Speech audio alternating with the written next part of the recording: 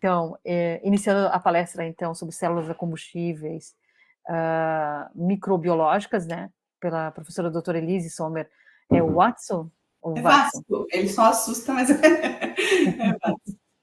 Então, agradecendo a tua participação, a professora Elise, né, ela está fazendo pós-doc vinculado aqui à URGS, está vinculada ao projeto, que é o projeto do CNPq também, de materiais, tu vinculou, né, eu não sei se tu tens o título do projeto aí, mas que é materiais para produção de hidrogênio, né?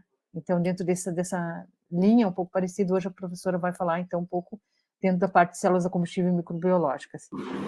Eu agradeço, então, a tua disponibilidade, né, o teu interesse em fazer essa palestra pessoal, e, mais uma vez, então, destaco que essa palestra apresentada, ao final, vocês podem fazer, então, os questionamentos da professora, tá bom? Muito obrigada, e eu te passo a palavra, então, Elise. Tá certo. Boa tarde a todos, né? Obrigada, professora Célia, pelo convite. É um prazer, né, divulgar essa tecnologia pela qual trabalho há alguns anos já e muito me interesso. Espero que ao final da palestra também tenha outros apaixonados pela área, né, e que eu possa trazer algumas novidades e temas interessantes para vocês. Então, hoje eu vou falar sobre as células combustíveis microbiológicas. Ontem, dando uma revisada na palestra, eu encontrei um termo que eu achei bem legal, que são as baterias vivas. Então, vou apresentar como se fossem baterias vivas para vocês. Eu sou professora da UFSC de Araranguá e atualmente estou realizando meu pós-doc, né, sob orientação da professora Célia aí na URGS. Dentro da UFSC Araranguá, eu pertenço, né, ao laboratório Probiotec, que é o laboratório de processos biotecnológicos e inovadores.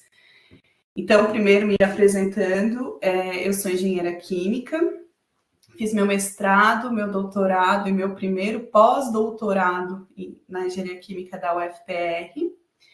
Tive um tempo nos Estados Unidos, né, fazendo doutorado sanduíche. E agora, né, sou professora da UFSC desde 2013, tanto na graduação do curso de Engenharia de Energia e no nosso mestrado e doutorado em Energia e Sustentabilidade. E a partir de março desse ano, né, estou fazendo meu segundo pós-doutorado, então, na UFSC. Onde que é Araranguá, né? UFSC Araranguá, não é UFSC Floripa, é a UFSC, os campos fora da sede. Então, a gente está no sul de Santa Catarina, bem na metade do caminho entre Florianópolis e Porto Alegre, né? Então, estamos próximos das duas cidades e aí nós ficamos nesse campus. O que são células combustíveis microbiológicas? Então, para a gente começar a falar das células combustíveis microbiológicas, eu vou voltar um pouquinho no conceito de células combustíveis. Ao preparar essa apresentação, eu reformulei, lembrando, né, do interesse de vocês, que é materiais e energia. Então, eu vou apresentar as tecnologias e mostrar quais são os materiais utilizados, o que a gente procura, né, quais são as propriedades interessantes, como a gente mede essas propriedades, né? Então, tentar transformar de uma maneira mais aplicada para vocês. Então, acredito que célula de combustível seja um conceito que vocês já tenham escutado, né? E hoje a gente está muito forte, né, sobre a energia do hidrogênio, e aí as células combustíveis estão em paralelo. O que é uma célula combustível, né? Um resumo que vocês vão encontrar sempre são dispositivos que convertem a energia química em eletricidade por meio de uma reação eletroquímica. Então, o que significa isso, né? A gente vai ter um combustível e um oxidante, né? Então, o combustível vai estar sendo oxidado, o oxidante vai estar sendo reduzido. E a gente, então, nas mais tradicionais, a gente tem o quê? De um lado hidrogênio, do outro lado oxigênio. É como se fosse um sanduíche, né? A gente tem o lado anódico, o lado catódico. De um lado, a gente tem uma meia reação eletroquímica, onde ocorre a liberação de elétrons e liberação de íons, e esses elétrons vão passar por um circuito externo, aí, então, fechando e ocorrendo do outro lado a outra meia reação e que vai utilizar esses elétrons. os íons, eles podem, dependendo do tipo de célula que a gente já vai conversar, ele pode ir do lado anódico catódico ou do catódico para o anódico, depende da célula que a gente tem. Células mais comuns que vocês devem ter escutado falar, visto, são as células do tipo PEN, que são células que têm o transporte de H+, por uma membrana polimérica, né? A célula que tem num carro, por exemplo, Toyota Mirai, carros que utilizam célula de combustível. Então, ao contrário, né, do que o próprio nome sugere, a célula de combustível ela não tem uma combustão ali dentro, ela tem duas meias reações eletroquímicas em que temos liberação de elétrons e de íons, e aí, como a gente tem essa liberação de elétrons, a gente tem uma corrente elétrica. Eu gosto bastante dessa figurinha que está do lado, porque ela vai mostrar para a gente que a célula de combustível ela vai transformar a energia química em energia elétrica. Já se a gente for pensar no motor, a combustão, a gente vai ter a energia química transformada em energia térmica, depois em energia mecânica, e aí eu vou ter uma energia elétrica. E você sabe que toda transformação, ela tem perdas. E aí a gente tem, né, as eficiências multiplicadas entre si. Então, espera-se, e normalmente, dependendo das temperaturas de operação, que as células combustíveis sejam mais eficientes em termos de transformação de energia do que um motor a combustão. A célula de combustível ela vai aliar características de baterias e de motores, em termos de geração de energia. Em relação às baterias, elas vão produzir energia eletricamente, mas a gente não tem o consumo, né, enquanto ocorre essa produção. Em relação aos motores, enquanto eu tiver alimentação dos meus combustíveis e oxidantes, eu tenho produção de energia, né, mas elas costumam ser mais eficientes. Depois eu vou explicar como que é gerada essa energia, quais são as perdas, né? Como é que funciona, como é que a gente avalia desempenho. Essa primeira conversa é só para a gente entender o que é uma célula de combustível. Essas células de combustíveis, elas vão ter os seus componentes, cada um com seu papel e com as propriedades e as características necessárias, né? Se a gente olhar aqui na figurinha de cima, a gente tem uma região em que a gente tem a alimentação, ela está torcida, né? Então, desse lado aqui está entrando o hidrogênio, desse lado está entrando o oxigênio, e aí eles passam por canais de difusão de gases, aí vão para os eletrodos, né? Eu estou vendo aqui desse lado aqui, onde vai ocorrer a reação catalítica, com aquela liberação de elétrons que eu falei para vocês, e liberação de íons. Então, para cada um deles, eu vou ter o que vai acontecer ali e quais são as características desejadas. Dependendo dos materiais utilizados e principalmente do eletrólito, o eletrólito é a região onde tem a passagem dos íons, então eu posso ter eletrólito sólido, posso ter eletrólito líquido, mas ali é aquele meio do meu sanduíche onde passam os íons, né? Lembra que os elétrons passam por fora e os íons passam de um lado para o outro. Eu tenho duas meias reações eletroquímicas, então uma de redução e uma de oxidação, e aí para que elas se fechem, né, para ter a reação completa, eu preciso ter a passagem dos elétrons de uma para outra e dos íons também. E então, de acordo com o eletrólito que eu tenho, eu vou ter diferentes tipos de células combustíveis. E o eletrólito vai me determinar também a que temperatura que eu vou operar esse sistema. Por quê? Eu preciso que tenha passagem de íons por esse eletrólito. E a condutividade desses íons vai estar relacionada, né, desse material, com a temperatura de operação. Então, eu tenho células que operam a temperatura ambiente. De novo, eu volto lá para o exemplo do carro, né? Célula de combustível tipo PEN, que está dentro desse carro. E eu tenho outros tipos de célula que a minha membrana, ou, né, no caso, o meu componente eletrólito, é um óxido sólido, né? Então, para que ele tenha essa condutividade desses íons, eu preciso trabalhar em temperaturas bem mais altas. No início do desenvolvimento da tecnologia, a gente falava de 1.800 graus. Hoje, essas temperaturas já baixaram significativamente. Acredito, né, esteja uns 500 graus, mais ou menos, mas que eu ainda preciso, né? Então, esses sistemas, isso vai determinar para que eu vou usar essa célula de combustível, né? Esses são sistemas usualmente utilizados para geração estacionária, quando essa de temperatura ambiente já são mais comuns para transporte, né? Célula de combustível pode ser para usinas de geração de energia separadas, pode ser para transporte, pode ser... Então, dependendo do tipo de célula, vai ter a sua aplicação. Mas existem outras, como carbonato fundido, ácido fosfórico, alcalina. Então, esse nomezinho que vem depois é justamente o tipo, né, de eletrólito que a gente vai usar. Hoje eu vou falar para vocês sobre a célula de combustível microbiológica. Eu já trabalhei com célula de combustível alcalina no meu mestrado, no meu doutorado, né? Então, é uma célula de combustível que o eletrólito é uma solução de KOH, né? Então, vai ter a passagem de íons ali, é uma célula básica, né?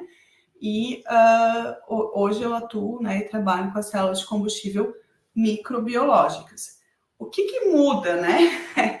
É um pouquinho mais complexo, porque se antes, né, numa célula tradicional, o esquema aqui está similar, né? A gente tem um lado anódico, um lado catódico, uma membrana, um eletrólito no meio, mas quem vai liberar os elétrons, ao invés de eu ter um eletrodo carbono e platina, e aí ocorrer uma reação de oxidação e ter a liberação de elétrons, quem vai liberar os elétrons agora são as bactérias. Por meio da sua respiração, elas liberam, no metabolismo delas, elas são as bactérias exoeletrogênicas e elas liberam elétrons. E aí, esses elétrons, então, a gente vai utilizar, né, para a produção de energia. E é muito bonito esse sistema, porque a gente tem as bactérias que estão no meio, né? A gente pode ter um lodo de uma estação de tratamento de efluentes, que a gente usa no nosso laboratório. Vai lá no tratamento de efluentes, tratamento de esgoto, e pega. E a gente pode também ter lodos industriais, né? Então, eu tendo uma matéria orgânica, sendo um ambiente possível para essas bactérias, eu consigo isolar as bactérias exoeletrogênicas, que são essas que liberam elétrons por meio da sua respiração, e aí favorecer o tratamento de efluente, porque elas vão, pelo menos, no mínimo, elas vão degradar a matéria orgânica, então elas vão reduzir a DQO daquele efluente, e às vezes até tratar algum outro, né, fazer uma biorremediação. E tudo isso, então, assim, a gente alia na célula de combustível microbiológica a produção de energia com o tratamento de efluente. Claro, a gente não vai competir com uma célula de combustível tradicional em termos de quantidade de energia gerada. São sistemas e aplicações diferentes. Mas a gente tem essa beleza, né, esse acréscimo de que a gente trata efluentes. Eu já vou mostrar depois para vocês as possíveis aplicações. E mais legal, a gente vai ver o que essas bactérias fazem. A gente está falando de seres vivos, né, de micro-organismos. Elas querem liberar os elétrons, faz parte do metabolismo delas, né? Então, as estratégias que existem, e a gente tem isso, tem fotos hoje, né? Tem documentos, né? Microscopias mostrando. Mas vamos pelo comecinho aqui. Então, essa aqui é uma célula de combustível. A gente vai ter um eletrodo, como a gente tinha na anterior. A diferença é que aqui a gente não vai ter um catalisador, como eu precisava na célula tradicional. Aqui, quem vai fazer a liberação dos elétrons por degradação de matéria orgânica, por respiração, são as bactérias. E aí, esses elétrons, então, vão ser a minha corrente elétrica, e eu terei a passagem de íons né, do anodo para o catodo, ou do catodo para o anodo, dependendo, mas normalmente aqui daí vai para o anodo para o catodo, e aí lá no catodo eu vou ter reação de redução, que tradicionalmente é uma reação daí que não é biológica, mas existem sim catodos que são biológicos. Então, a gente pode ter bactérias do lado de cá e bactérias do lado de cá, né? E aí a gente começa com sistemas que podem ser abertos ao ar ou sistemas que são fechados, né? Mas o que tem que acontecer nesse catodo? Esse catodo precisa receber esses elétrons para fechar o sistema, né? Então, ela é uma célula combustível, como a anterior, mas com essa característica de tratamento de efluentes e do sistema biológico. São sistemas muito mais complexos, né? Porque a gente está falando da parte de biotecnologia, então eu preciso que esses micro-organismos cresçam, que o ambiente favoreça o crescimento, que eles tenham condições para até fazer aderência nesse eletrodo, que eles consigam entregar os elétrons e aí a geração de energia. Porque, como eu falei para vocês, a gente pode trabalhar com lodos, né? Lodo é uma cultura mista. Eu tenho muitos micro-organismos lá dentro. Tenho vírus, fungos e diversas bactérias. Não tenho só as bactérias que eu quero. Então, pode ser que alguém consuma aquela matéria orgânica, mas que isso não resulte numa produção de energia, né? Então, como é que eu vou fazer? Qual é o meio? O que eu vou dar? Quais são as substâncias que tem que ter dentro daquela solução, né, que a gente chama no anólito, por exemplo, que favoreçam o crescimento. Então, a gente está falando de condições operacionais, pH, temperatura, existem todos os cuidados necessários. Essa aqui já é uma foto nossa, né? Então, a gente tem células grandes, a gente tem células pequenininhas no laboratório, a gente trabalhou por bastante tempo com tratamento de drenagem ácida de mina, a gente está muito perto, né? Eu estou em Criciúma, então é uma região de mineração, então a gente tem a demanda, né, para tratamento desse resíduo da mineração, mas aqui é uma célula que está com E. coli, né? Então ela está com uma cultura pura. Então tem o anodo, o catodo, e aqui nesse catodo eu tenho ferro cianeto, que é para me ajudar nessa questão da redução. Então a gente tem, né, normalmente, como eu já mostrei na figurinha anterior, dois compartimentos, né? A gente vai ver que existem diferentes configurações, diferentes designs, em que um vai ocorrer a oxidação, no outro vai ocorrer a redução, e a gente vai ter a passagem de íons, no nosso caso a nossa membraninha estava aqui, e aqui fora, não apareceu na foto, está o circuito. Quais são as aplicações, então, das células combustíveis microbiológicas, né, microbial fuel cells?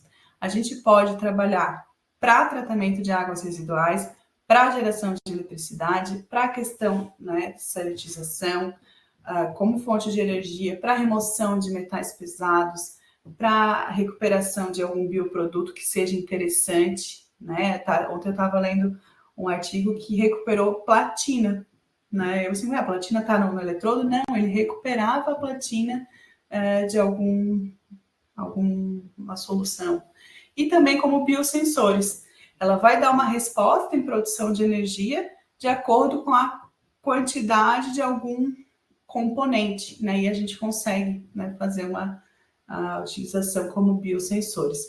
Eu trouxe a figurinha aqui, tá pequenininha para vocês, mas alguns exemplos de águas residuais que podem ser utilizadas. Então, tá desde de esgoto, como a indústria de chocolate, como cervejarias, são estudados, né, e a literatura traz várias aplicações, né? A gente tem experimentos que são feitos com materiais verdadeiros, né, que o pessoal vai lá e pega realmente aquele resíduo, e outros o pessoal simula, né, e coloca algumas condições. A gente aqui no laboratório trabalha com lodo de verdade.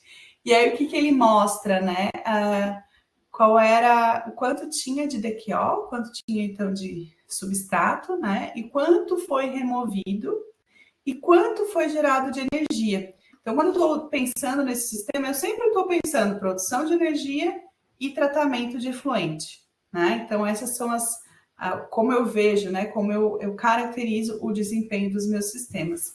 Aqui embaixo está pequenininho, mas a gente tem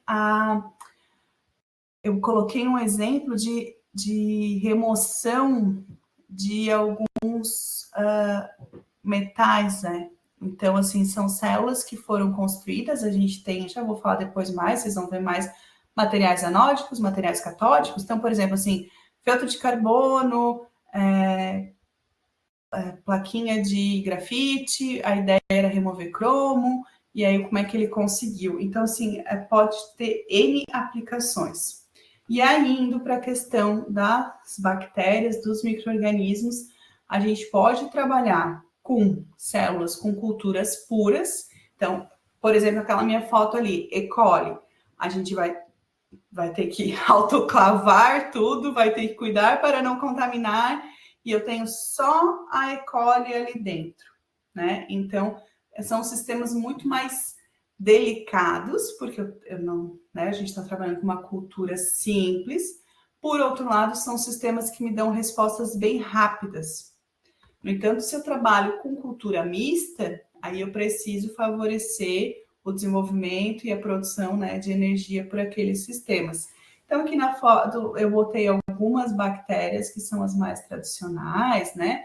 A gente trabalha com a E. coli no laboratório, a gente está agora trabalhando com Shellhanella também, mas tem vários tipos, né? A Geobacter, ela aparece bastante, e aí, dentro do metabolismo, algumas delas também já fazem o tratamento, né? A remoção de algum outro componente que a gente deseja. A gente tem sociedades mundiais desse tipo de tecnologia e é muito interessante, né? Porque o pessoal vai lá e coleta num lago em um determinado país e consegue isolar uma bactéria, que a gente não vai ter aqui. Mas, assim, é algo que está no meio ambiente, né? Algo que é possível de usar a própria natureza para fazer o tratamento. Aqui tem uma figurinha que a gente vê, imagine que isso aqui está dentro da minha sala de combustível. Então, eu vou ter bactérias que vão estar ali na solução, e aí a gente precisa, né, para que o sistema funcione direitinho, que elas façam adesão no material do meu eletrodo, formem colônias e depois formem biofilmes, né? Então, essa quantidade aqui dessas colônias de bactérias são os biofilmes. Então, aqui a gente tem um MEV de um biofilme, e aqui a gente tem um exemplo de um MEV também, de um papel de carbono, carbon paper. Então, esse aqui é o MEV, né, dele. Então, a gente vê a estrutura aqui do compósito, né, as fibras. E aí, depois, quando a gente tem o desenvolvimento do biofilme. E o mais legal que eu falei para vocês, que é o bonito da natureza, é que essas bactérias, elas querem liberar os elétrons, porque é o metabolismo delas, né? A mais B dando C. Se elas conseguirem se liberar o C, elas conseguem direcionar o equilíbrio da reação para a produção do C, né? Que seria o elétron. Senão vai tendo acúmulo de elétron e isso não favorece. Então, existem algumas situações. Elas podem transferir diretamente para o eletrodo, ou elas podem ter substâncias, mediadores, né? Às vezes elas mesmas produzem esses mediadores que aí fazem essa transferência de elétrons, ou elas fazem nanofios. Aqui nos microgramas, a gente consegue ver os nanofios que as bactérias fazem para entregar os elétrons para os eletrodos. Então, assim, é isso que eu falei que eu acho muito bonito, né? E isso a gente consegue ver aqui. Então, agora, né, indo para a parte de componentes e materiais utilizados, a gente vai falar um pouco de cada componente, o que eu preciso naquele componente, quais são as propriedades necessárias. Né? Então, a gente tem o anodo, a membrana, né, o eletrólito, e tem o cátodo. Né? Então, começando para as células combustíveis microbiológicas, é um componente de altíssima, né, maior importância para os nossos sistemas, porque a gente precisa que as bactérias, que esse material seja compatível com essas bactérias, né? Lembra que eu mostrei que elas precisam se aderir ali, crescer o biofilme, conseguir entregar os elétrons. Esse material não pode ser tóxico para as bactérias, né? Então, tem várias características que são necessárias, né? Então, a atividade microbiana, ela depende muito do mecanismo de transferência de elétrons, da superfície do anodo e da rugosidade. Se for um material muito liso, também dificulta a formação do biofilme. Então, a gente vai buscar o quê? Materiais com boas condutividades elétrica e baixa resistência, né? Boa condutividade elétrica, porque eu quero receber esse elétron e ele é a minha energia que eu estou produzindo. Alta biocompatibilidade e estabilidade química. Esse material, às vezes, vai estar em meios que a gente tem a produção de H+, né? Meios corrosivos. Então, eu preciso de um material que tenha estabilidade química, grande área de superfície e alta resistência mecânica e tenacidade. Que materiais que são usados, então? A gente vai ter materiais à base de carbono, materiais metálicos, poliméricos, né? Então, primeiro falando dos materiais à base de carbono, nessa foto a gente vê alguns exemplos, né? Barra de carbono, a gente tem haste, o carbon paper que apareceu ali, né? Realmente é um papel, ele é bem quebradiço, placa de grafite, tecido de carbono, tela de carbono, feltro de carbono, então ele é mais altinho, ele tem uma porosidade que tem até uns grãos de grafite, a escova de carbono tem também bastante trabalho, carbono vítreo, carbono carbonizado. Então, cada um deles, né, a gente tem essa boa afinidade do carbono com esses materiais, e aí a evolução para a utilização de grafite, pela condutividade, e depois o próprio grafeno. Então, a gente vê aqui outros exemplos, né? Assim, a gente compara esses sistemas. É muito difícil comparar a minha célula combustível com a célula combustível que o outro pesquisador está desenvolvendo, porque são muitos componentes que mudam. A gente pode montar a mesma célula e eu pegar aqui em Araranguá o meu efluente, e aí é todo o desenvolvimento da bactéria, tudo é muito difícil eu comparar sistemas, né? Por exemplo, a DAN da China é diferente da nossa DAN daqui de Criciúma, né? Tem todas essas questões. Então, a própria composição do efluente pode mudar para ser tudo bem certinho igual, né? Assim, qual é o anodo que eu usei, qual é o catodo que eu usei, a área. A produção de energia de qualquer sistema, né, da célula combustível tradicional está ligada com área de eletrodo. A gente faz a divisão da energia produzida por área. Qual é o catalisador, né, do lado catódico? A bactéria usada. Então, assim, ó, esse aqui usou Chanel, esse aqui usou Coli, esse aqui usou Pseudomonas, esse usou um lodo, né, esse usou uma água residual, esse usou esgoto. E aí vocês vão vendo, assim, que as faixas, né, de densidade de potência, elas têm uma grande variação, né? Elas estão todas por metro quadrado, então elas estão divididas pela área dos eletrodos.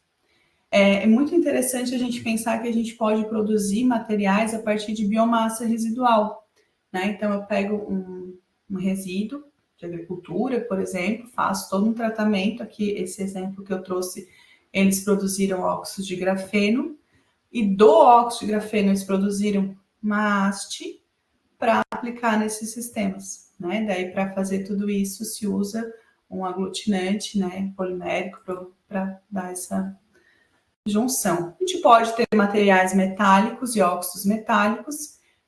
Os metais têm ótima condutividade elétrica, né, que é uma propriedade que a gente precisa. No entanto, eles podem sofrer com a corrosão daquele meio, e nem todos têm uma boa afinidade com bactérias, né? A gente sabe que tem alguns que até são utilizados para comportamento antimicrobiano, né? Então, a gente também tem que se preocupar com a rugosidade, que a gente precisa ter uma rugosidade para essa adesão do biofilme. Então, podem ser utilizados diversos metais, né? A gente também tem que se preocupar com a questão do preço. Materiais poliméricos e compostos, são poucas as pesquisas, mas eles são bem interessantes, né? Os polímeros tipo polinilina, polipirrol, que vão ter uma boa condutividade, e aí quando a gente faz a modificação desses materiais com carbono, tem um bom desempenho, né? Então aqui tem outras fotos, materiais poliméricos e alguns materiais metálicos aqui também, né? Uma telinha de inox, acredito. É uma rede de platina, essa daqui. Os catodos. Bom, como eu falei, o mais comum a gente ter um catodo abiótico, que é uma câmara, né, um eletrodo que não vai ter desenvolvimento de bactérias. A gente vai fazer uma reação de redução tradicional, né? Então, pode ser a ar, pode ser dentro de solução, pode ter catalisador, pode não ter catalisador, né? Ou então eu posso sim ter um biocatodo. Eu trouxe só essa imagem aqui, que é um material de resíduo de petroquímico, e aí no catodo eles também tinham bactérias, né? Então a gente pode ter bactérias do lado catódico, e essa foto aqui é o tecido de carbono, né? Que é um dos mais utilizados mesmo, e a gente pode utilizar, né, eletrodos, por exemplo, platina em carbono, e aí vai se usar um ligante, né, tipo NAFTA, tipo PTFE, para fazer essa junção. E agora a membrana, né, o eletrólito, que é por onde precisa passar os íons, a gente no caso aqui a membrana de troca de prótons, né, passa os prótons, mas eu não quero que passe elétrons, porque se passar elétrons, fecha, né, o curto ali, não tem meia reação eletroquímica, né? Então a gente quer um material que não permita a passagem de elétron, que não permita a passagem de uma solução de um lado para o outro, mas que permita a passagem dos íons, no nosso caso aqui os prótons. O que eu quero desse material? Então eu quero um material de estabilidade química, que tenha um tempo útil de vida elevado, tenha alta condutividade iônica, de fácil obtenção e baixo custo, né? A membrana, se a gente utiliza uma membrana tradicional, por exemplo, a Nafion, que é utilizada nas células de combustível tipo PEN, aquela lá do carro, ela traz um alto custo para esses sistemas, né? Então, se busca desenvolver outros materiais. A gente aqui no laboratório já usou a membrana celulose bacteriana, depois eu vou explicar um pouquinho as nossas linhas de pesquisa. A gente usa Nafion tradicionalmente, e aqui nessa foto a gente tem, isso é verdadeiro, há uma incrustação na nossa membrana. Essa laranja aqui, após o nosso experimento, se formou ali.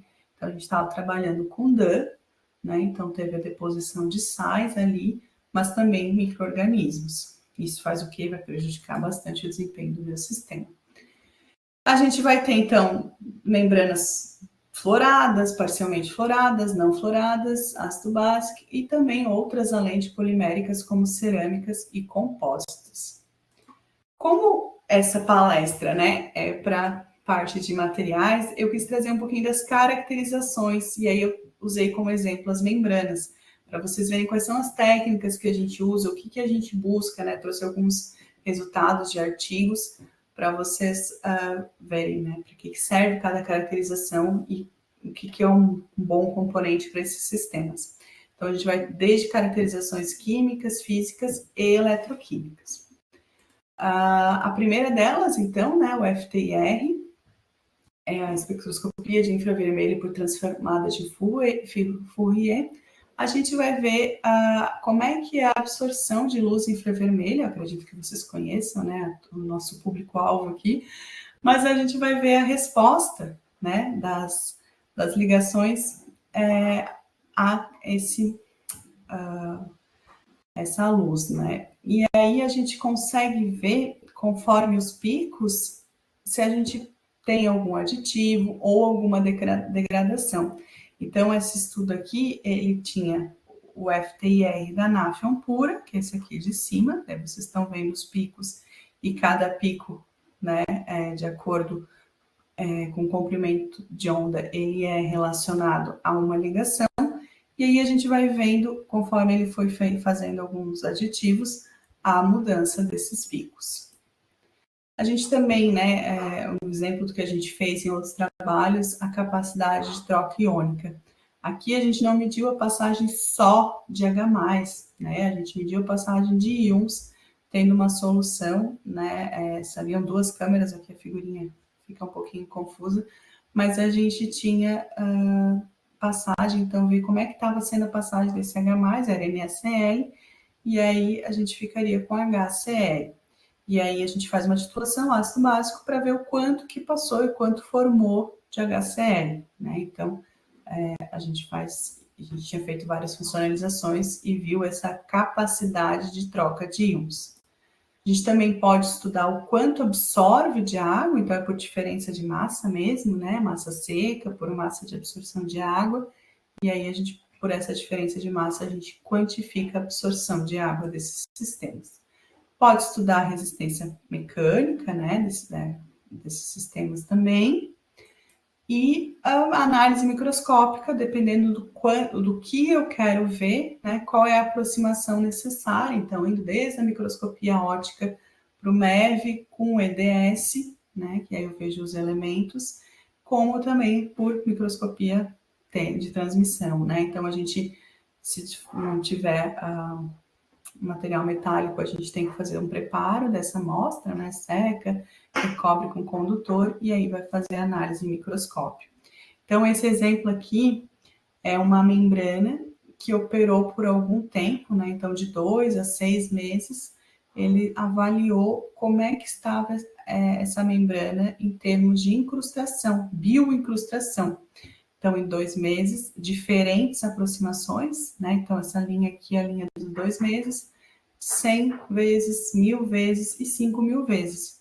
E como isso, né, aumentou ao longo da passagem do tempo.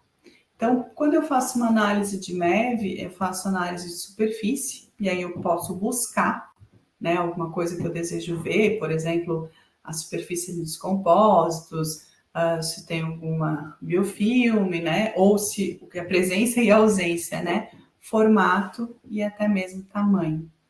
Aqui a gente tem daí o EDS, para a gente ver a presença ou ausência de algum elemento e como é que está a distribuição, né? Então, junto do MEV, a gente já faz o EDS. A gente pode analisar a estrutura cristalina das membranas. Estou falando das membranas, mas a gente pode fazer as mesmas coisas com os eletrodos, tá? E aí a gente vai ver também com a presença e a adesão desses componentes, como é que está essa estrutura, a resistência mecânica. No caso da gente, se a gente está fazendo funcionalização com algum material, se ele aparece também. Então, aqui eles tinham uma membrana pura no vermelhinho, adicionaram um aditivo que tinha esses picos, né? E aí, conforme a porcentagem de aditivo adicionada, que foi aumentando, eles viram, né, os picos referentes àquele aditivo ali nessa análise. A porosidade, então, para a gente é importante, né, que eu tenha uma porosidade, que eu possa ter a absorção de de solução e até mesmo.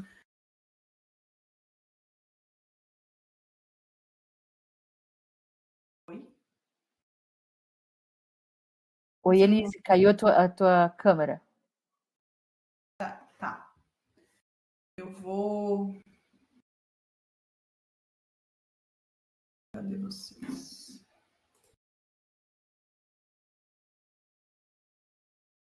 Que engraçado. Não entendi o que aconteceu, não sei se foi a internet. Tá tudo certo agora?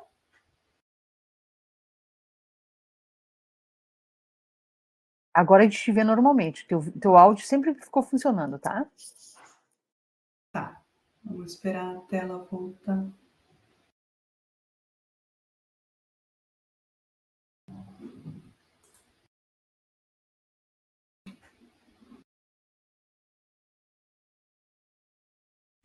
Já estamos vendo teu compartilhamento. Tá. Então, voltando à porosidade, a gente pode medir, né, por intrusão de mercúrio, ou até mesmo por etanol, e ver, né, quanto eu tenho de poros ali, né, que podem participar, então, desses sistemas. A resistência térmica, então, TGA, né, análise termogravimétrica para ver a degradação, a perda de massa, né, com o tempo. E aí a gente tem aqui, são duas celulose bacteriana funcionalizada ou com ácido fosfórico. E aí a gente analisa, né, como é que tá essa celulose,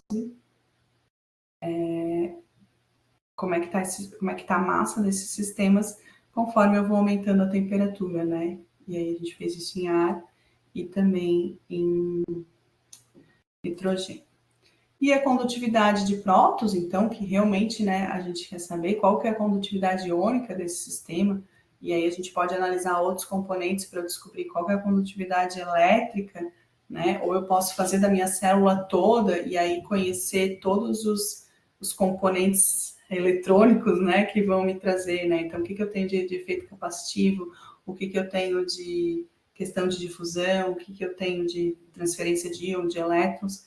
A gente faz isso por caracterizações eletroquímicas, né? Então, aqui é a espectroscopia de impedância. E aí, a gente, utilizando o potenciostato, a gente, no caso aqui para a membrana, a gente consegue ver a condutividade de prótons, né? Então, se constrói um circuito equivalente. E aí, a gente tira, né, essas resistências. Nesse caso aqui, ele avaliou ao longo do tempo como é que foi o aumento dessas resistências. Então, né, essas eram as caracterizações para membranas, mas podem ser estendidas para os outros componentes. E aí, como é que eu quantifico, comparo o desempenho de uma célula combustível microbiana? Então, é pela geração de eletricidade e pelo tratamento, né? Então, geração de eletricidade, é energia produzida, né? Então, eu vou acompanhar o potencial do sistema, né? A voltagem, e aí vou ver quanto ele está produzindo de energia ao longo do tempo, né? E a gente pode também fazer curvas de polarização. O tratamento das águas residuais, aí a gente vai medir, né? Variação de pH, redução de DQO, remoção de algum metal, o que eu quis tratar naquele sistema, né? No nosso caso da DAN, o quanto que reduziu de sulfato, como é que está a concentração de ferro, né? Então, aqui tem uma foto de uma curva de polarização teórica. Isso serve também para células de combustíveis tradicionais, tá? Então, é uma curva do desempenho desses sistemas. Quanto mais eu exijo de energia desses sistemas, eu vou tendo irreversibilidades. Vem lá da termodinâmica, né? A destruição de energia, irreversibilidades, que são dificuldades que o sistema tem, e aí ele tem essa perda desse potencial, que vem lá do trabalho útil que ele pode realizar, né? Energia livre de Gibbs da reação, aí eu tenho destruição de energia, então eu vou tendo perdas. Quanto mais corrente exigida, mais está tendo a reação, né? Mais eu tenho a produção de elétrons, e aí começam a ter algumas dificuldades para o sistema operar, que vão diminuir o potencial. Então, eu saio do potencial teórico que vem das reações que ocorrem, e esse potencial vai se reduzindo conforme eu exijo energia. Então, eu tenho uma diferença que já vem do potencial ideal, que é o termodinâmico, para o real. Então, estou em circuito aberto, né? Não liguei ali, não fechei o sistema. E conforme vai passando energia, né? Conforme eu vou pedindo mais corrente desse sistema, eu começo a ter problemas de energia de ativação, que estão ligados bem às características da reação, né? Ali a parte catódica. A energia, o sobrepotencial, né, a perda de energia ômica, que daí são as transferências de íons e elétrons, então a dificuldade. Então, se eu escolho um componente com a melhor condutividade iônica ou melhor condutividade elétrica, eu diminuo as minhas perdas ômicas. E também as perdas por concentração, que daí é totalmente relacionada à difusão, né, à transferência de massa. Eu tenho algumas fotos aqui de configurações, então eu posso ter célula de câmara única, né? Até uma célula sem membrana, eles estão todos no mesmo compartimento. As células de câmara dupla, né? Que são as fotos minhas que eu mostrei para vocês, elas são assim. A gente tem num recipiente o anodo, no outro recipiente o cátodo, né? E uma membrana aqui no meio. Pode ser tubular, pode ser de fluxo ascendente, pode ser empilhada. O que é o empilhamento de uma célula? Né? A gente faz isso nas células tradicionais também. Uma célula tradicional, que seja uma PEN, o potencial teórico dela é 1,23 volts. Né? Então, se a gente olhar quantos volts eu preciso para uma aplicação real. Então, o que se faz? Se acopla, né, as várias células em série ou em paralelo, uma junção deles, para aumentar essa produção de energia. Limitações desses sistemas. Né? A gente está hoje em escala laboratorial, né? A gente tem os dados, são dados bons, mas a grande maioria são escalas laboratoriais. Quais são as dificuldades para levar isso para um comercial, para uma utilização? O aumento desses sistemas, o tamanho dele não reflete proporcionalmente no aumento da energia produzida, né? E aí também a estabilidade desses sistemas a longo prazo. Eu trouxe alguns exemplos de células maiores, né? Então, células, por exemplo, até 1.500 litros, era um toalete, né? Um banheiro, a célula de combustível microbiológica, vai aparecer para vocês daqui a pouco, o quanto que ele produzia de energia, usava, né, resíduos sanitários humanos. E aí, as aplicações, né? Então, a gente pode, o que eu tiver de efluente que tenha compostos orgânicos e seja um ambiente propício para essas bactérias, eu posso usar. Então, de novo, esgoto doméstico, cervejaria, laticínios, lodo de ETE, refinaria de petróleo, cervejaria. Né? Então, eu trago aqui algumas fotos do que foge de laboratório, né? Do que foi além de aplicações laboratoriais para a gente ver um pouco de mundo real, né? Então, a gente teve um teste lá de Harvard com 100 células combustíveis microbiológicas no solo da Namíbia. Então, a gente tem bactérias gente consegue montar esses sisteminhas no solo, né? E aí eles conseguiam carregar um celular, uma lâmpada, né? Usando materiais mais simples, usavam lama com estrume e uma camada de areia, né? Para passagem desses íons e tal. Então, esse é um exemplo. Aqui é uma empresa, então, que utilizou justamente na agricultura com plantas, né? Então, consegue se usar na terra e tem micro-organismos lá dentro que vão fazer esse comportamento de produção de energia, né? Então, é uma empresa chamada Plant-E e é para monitoramento da qualidade do solo. Então, assim, a produção de energia, ela vai estar ligada, né? Ele consegue responder como é que está a quantidade do solo. E aí tem essa transferência. Esse exemplo aqui eu acho muito legal. Ele é lá da Inglaterra. Então, eles montaram um sistema que chama Peak Power. Foi feita e foi financiado pela Fundação Bill e Melinda Gates, na Universidade de Bristol. Então, tem várias células microbiológicas, 28 células, 288, desculpa. E aí eles colocaram, tem o vídeo depois, mas é como se fosse mesmo um mictório normal. E aí atrás, né, tem tipo uma paredezinha atrás, estão as células. E aí tem a produção de energia, né? E aí eles avaliam como é que está o tratamento, né? Desse também desse resíduo, né? E foi utilizado num festival de música com mais de 1.000 usuários, né? E aí geram 432 células microbiológicas, né? E daí teve uma remoção de DQO média. E uma das coisas que eu achei em algum relatório que mudou muito, né, do que foi usado durante o ano, né, fevereiro a maio, no campus, para esse festival, é porque o pessoal, como tinha ingestão de bebida alcoólica, mudou muito a característica da urina, né? E aí, então, prejudicou essa remoção de DQO, assim, não foi o mesmo comportamento. Esse é um outro estudo em escala piloto, né? E eles fizeram, então, a expansão, né? O scale-up de laboratório para a escala piloto. Eles testaram por 300 dias um sistema de 200 litros com 96 módulos.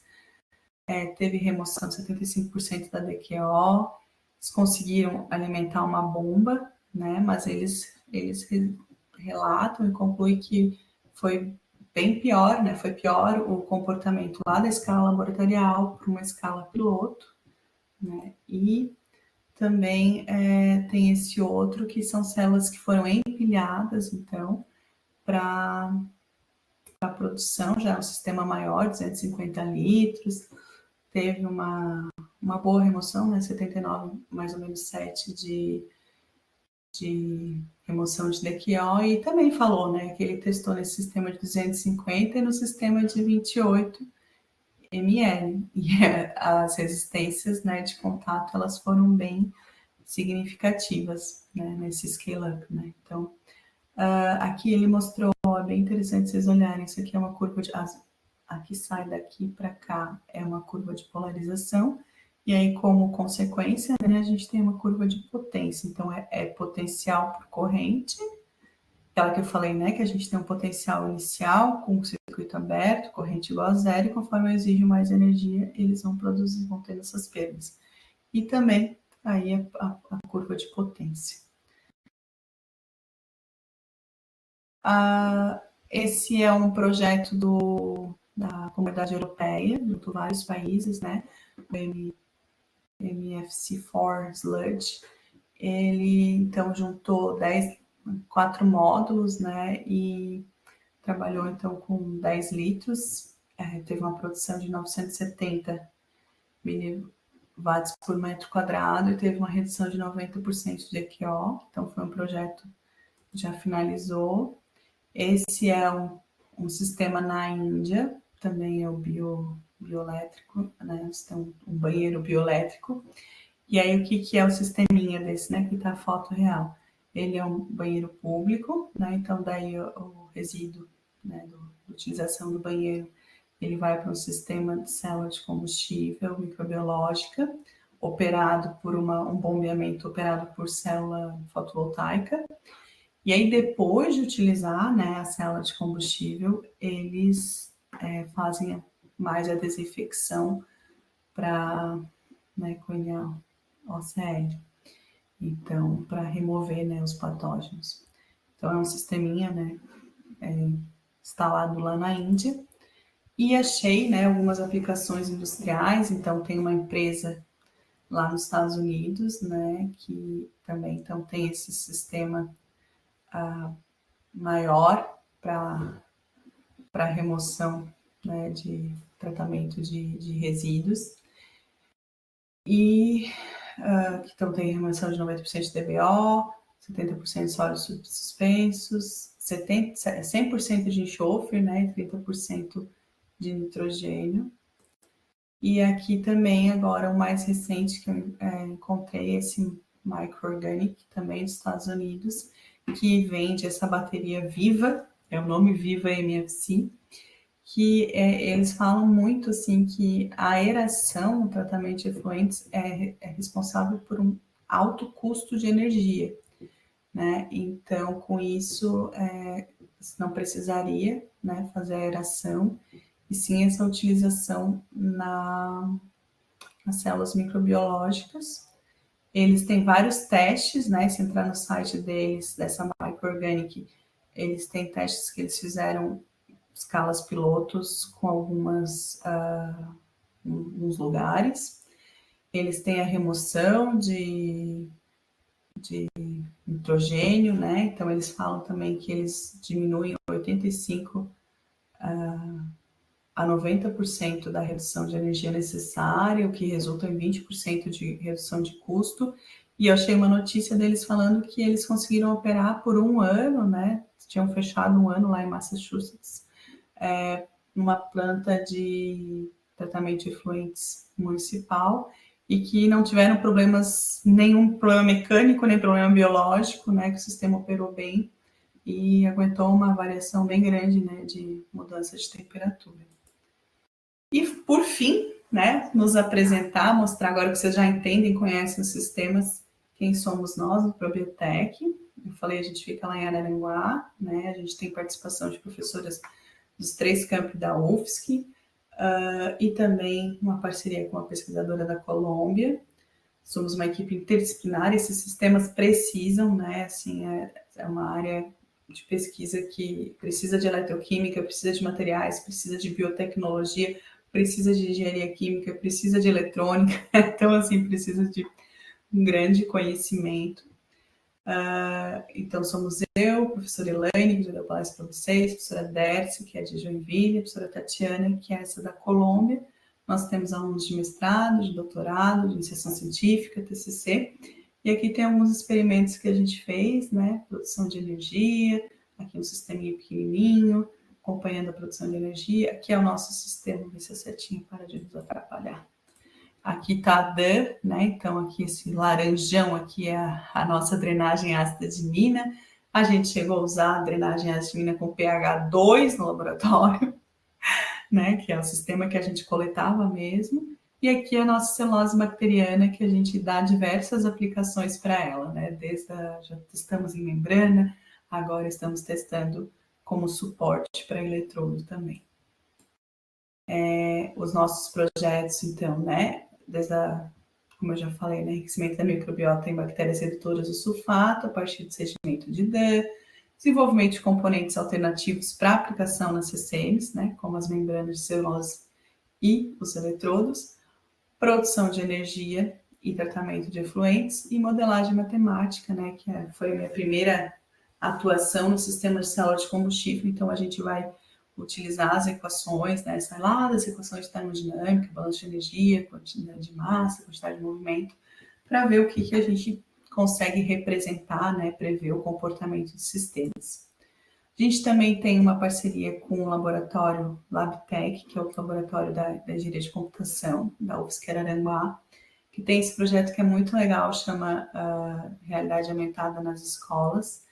Tem desde diversas áreas, medicina, matemática, química, astronomia, e são projetos de realidade aumentada. Então, assim, os alunos, por exemplo, no nosso caso, os alunos da energia criaram o da energia e o ambiental, são cards em que é para ajudar os professores de escola, né, a ter uma visão mais prática, né, os alunos conseguirem ter uma visão prática do que eles estão aprendendo, né? Então, isso aqui é como se fosse um QR Code, mas é por um dispositivos à par, e aí eles abrem, né, essa figurinha, e aí vira uma realidade aumentada, né? Eles veem no tablet ou no celular, como se aquela figura estivesse ali, e aí conseguem interagir, né? Girar, ver, uns tem som, movimento, e além disso a gente criou quiz, né, para ver como é que ficou o conhecimento, e tem a parte explicativa também, né? Então é um projeto com financiamento da MCTI, e nós, né, do DAP/Probiotec, nós participamos nessa parte de energia e de meio ambiente, né? Então a gente tem o card de célula de combustível, depois está disponível. Ele está também, não precisa, são kits, né, que foram enviados para as escolas, teve capacitação dos professores, mas é um material gratuito que está disponível online. Então, quem não tem o kit, né, pode baixar lá, pode usar o do site. Atualmente, então, nós temos o projeto com o fomento da Fundação de Amparo à Pesquisa e Inovação do Estado de Santa Catarina, que é a FAPESC, que é o desenvolvimento de eletrodos de óxido de grafeno a partir de carvão mineral catarinense para aplicação de células combustíveis em células combustíveis microbiológicas. Então, como eu mostrei aquela figurinha anterior para vocês, né, tem, no nosso caso, não é uma biomassa residual, é um carvão, mas é uma aplicação inovadora, né, com carvão, e aí é feita a produção de óxido de grafeno a partir desse carvão, e esse óxido de grafeno vai ser aplicado, né, está sendo estudado para ser aplicado nas nossas células combustíveis microbiológicas, e algumas das referências, e por enquanto seria isso, né? Agradeço a atenção de vocês, tá? Os nossos links aí, meu e-mail, o e-mail do Lab, o LinkedIn do Lab e também o QR Code. Vou para o nosso Instagram. Era isso. Muito obrigada, Elise. Eu vou pedir, eu não fiz um print da tela no início, se você pode colocar a tela de apresentação inicialmente. Sim. Peraí, deixa eu voltar.